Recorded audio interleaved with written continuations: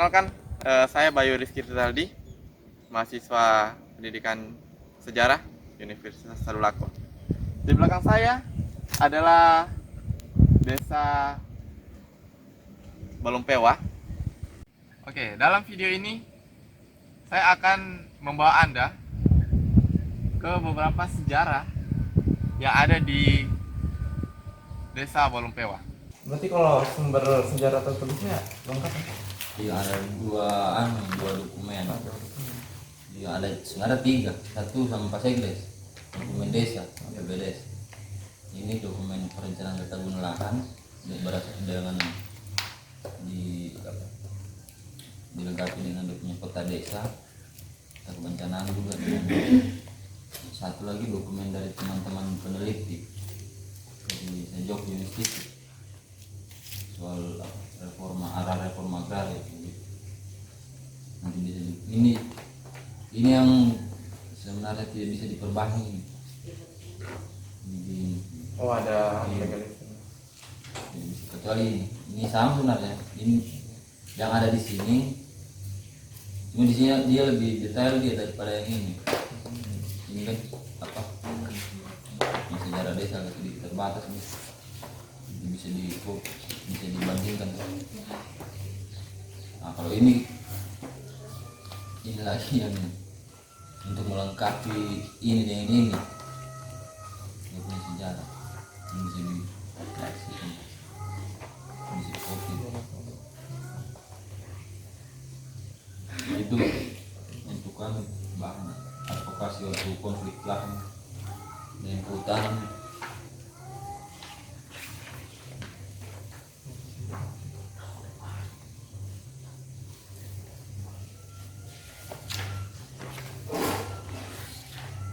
Ini cerita beredar di masyarakat itu yang di perbatasan itu. Iya, itu. Oh, itu nih sama yang pandai cerita itu. Iya, itu. Konflik di perbatasan dua desa. Kita mencari dia punya jalan tengah untuk bisa meredam konflik antar masyarakat.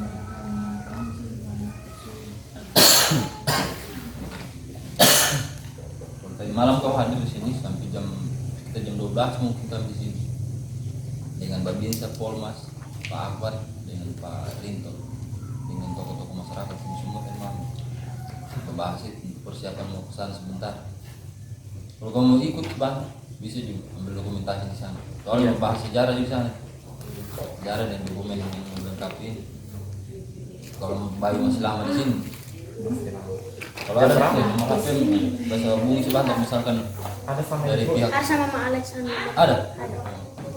Anulan di sini. Siapa tahu Polmas hubungi tiba-tiba. Polmas hubungi tiba-tiba dia dengan Pak Rinto itu. Mau ke situ ke Polsek dengan dan Rami.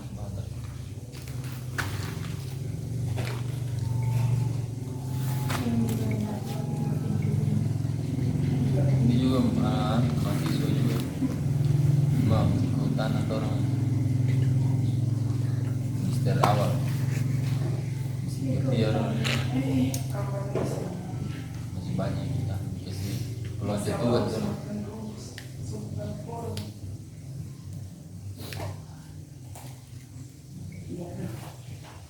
Ini nomor WA mau balik. Iya, itu nomor telepon sudah.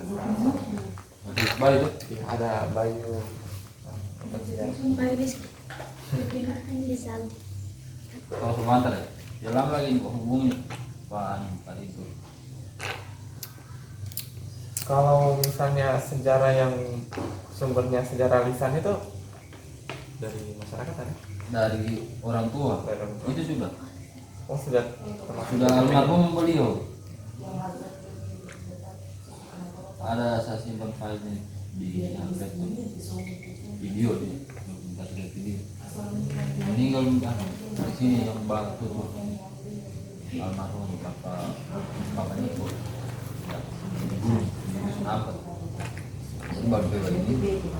Dua dusun di kaki gunung, dua dusun di puncak, dusun 3 dan dusun 4. Dusun Dusun 3 4 namanya. itu Ngatapapi itu. Iya, Ngatapapi itu. Dusun Dusun 3 Wilau. Wilau. Wilau. Wilau di sini, yang di sini. Iya sini. Oh, Pernah barangkali ke sana. Kalau Wilau, waktu itu saya mau ke sana cuma kata yang Fander di sana orangnya masih agak ya, tertutup dengan daerah luar. Jadi saya juga was-was. Tapi Fander bikin takut dia bilang, ya agak nanti kita. Jadi kita hanya terus ke Ngatapapi saya nggak jadi. Kan tidak. Oh, Masih pernah dengan Pak? Sudah. Sudah? Sudah 3 kali. 2 kali. 3 kali. Pertama dengan orang IPB, dengan mahasiswa yang lain, kunjungan mahasiswa, kunjungan siswa toh. Kedua Iya, sering kan kegiatan di atas itu. oh, iya. Dari untuk udah sering ke sana. Dari mana lu? Apa? FKP. FKP lah. Iya, FKP lah dengan dia punya mapala-mapalanya. Mapala apa itu? Dari FKP. Oh, kepala. Iya, jadi. Sering baru naik ke Buluntis ini. Apa penelitian tumbuh-tumbuhan. Dengan ini anak hutan. Iya, saya dengar juga dari salah satu orang tuanya siswa tuh, ada juga mahasiswa naik ke atas sana. Sempat apa lagi? Turun dong. Turun di tengah jalan karena tidak mampu naik. Karena ada juga yang disuruh turun paksa lalu sini dengan kampus itu. Karena tidak ada izin dari desa. Turun. Tujuan apa itu? Nah, tahun juga lalu itu mahasiswa masa tidak mau apa minta izin dulu kemarin. Iya. Ada orang tua di atas batahan belum bapaknya Ostan. Iya, sering kan kami gitu juga dengan wawancara harus butuh izin. Karena kita juga lupa kan. Malah Semua orang mungkin orang cuma minta izin di Kalkutinggu di desa sebelah. Orang kira masih wilayahnya Kalkutinggu itu kalau wilayah di sini lebih bebas. Nah, Kalkutinggu ini sebenarnya satu nenek moyang semua dari sana. Dari atas itu pas yang desa itu dia punya nenek sebuah saudara kandung di sana di Kalkutinggu. Jadi itu.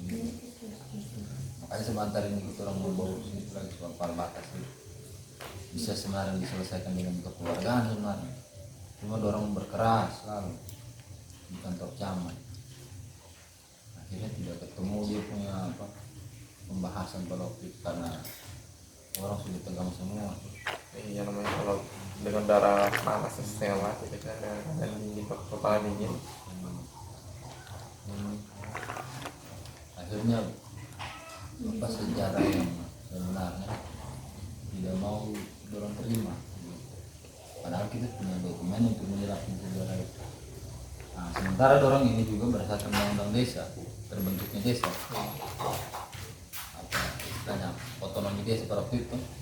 Nah, kami ini termasuk desa tertua di wilayah Dolo Barat, Walutewa, Saku, Kaleke, Terbunu. Itu ada Walutewa, Saku, Kaleke, Terbunu. Ada 4 desa yang tertua di sini. Berdasarkan kalau kita mau buka dokumen pemerintah tuh, pemerintah kabupaten, provinsi. Jadi tahun 1975 sudah berdiri desa. Dulu kan masih istilah kepala kampung tuh.